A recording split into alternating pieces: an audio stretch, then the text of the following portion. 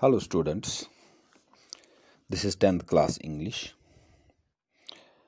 and page number 84, the new poem on your textbook, Snowdrop, Edward James Hughes, or shortly called as Ted Hughes.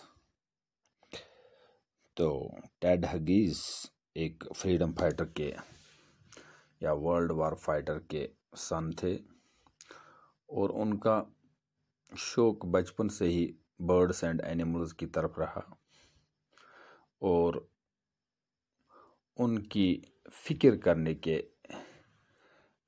एक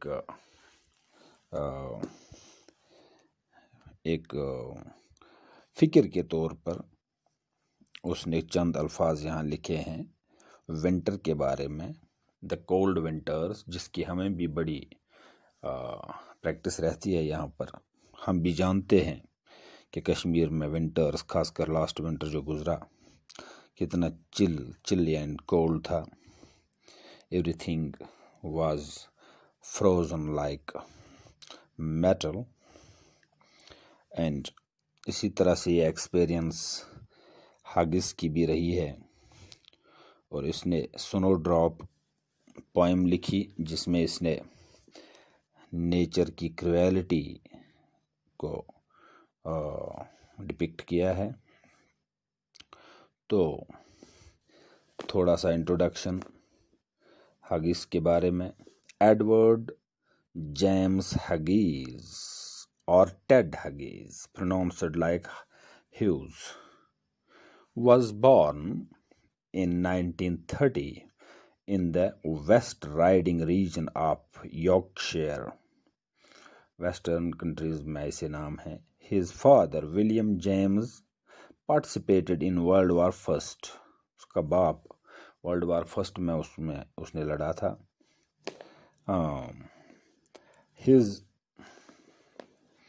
His accounts of fighting in World War First made a permanent impression on the memory of Ted Hughes.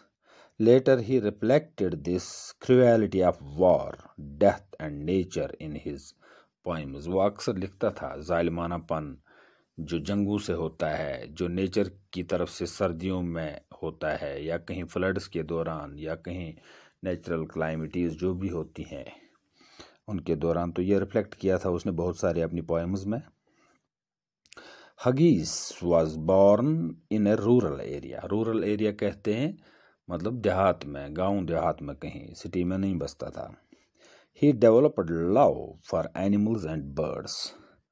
उसको बड़ा प्यार था animals और birds के साथ। This interest in animals dating from his childhood, बचपन से ही था इंटरेस्ट जानवरों के साथ। remained with him throughout his life, पूरी जिंदगी इसके साथ रहा।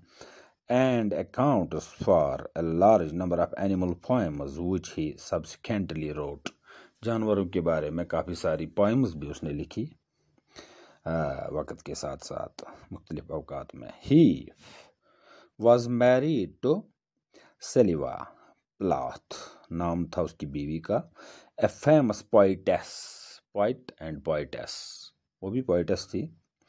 Hughes collected works include The Hawk in the Rain, एक किताब का नाम, Lyrical Wadwo, एक और है Crow and More Towns. Hughes' books for children include poems and plays for children. Poems और plays ने बच्चों के लिए भी काफ़ी सारी लिखी हैं। तो अब इसका central idea here in the box. Hughes presents a very tough and cruel image of nature. Nature की बड़ी टफ इमेज ये प्रेजेंट करते हैं, अक्सर बेशतर पोएम्स में, इसमें भी करता है।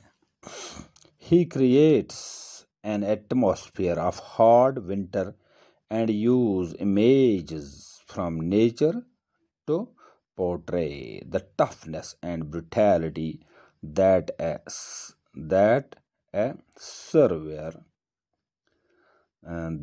severe winter brings, जो कि बहुत ही कोल्ड विंटर होता है, टफ विंटर होता है, जो लाता है ये अपने साथ मुश्किलात.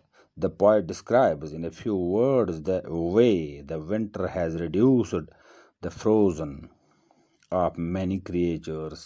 जैसे कि जम गए हैं बहुत सारे क्रिएचर्स, हरकत ही नहीं कर सकते. ये पिक्चर उसने प्रेजेंट की है. He says that the world has shrunk and many outdoor creatures are on the verge of death. जैसे ज़मीन सिकुड़ गई है सर्दी की वजह से और मरने की कागार तक पहुंच गए हैं बहुत सारे क्रिएचर्स यानी कि जानदार. They no longer scurry or fly as they used to. वो अब हरकत ही नहीं कर सकते, उड़ नहीं सकते, मूव नहीं कर सकते जैसे वो नॉर्मल हालात में करते रहते हैं. तो इस तरह इसने ये इसका सेंट्रल आइडिया दिया है. कल इंशाल्लाह हम ये पोएम भी देख लेंगे. Thank you.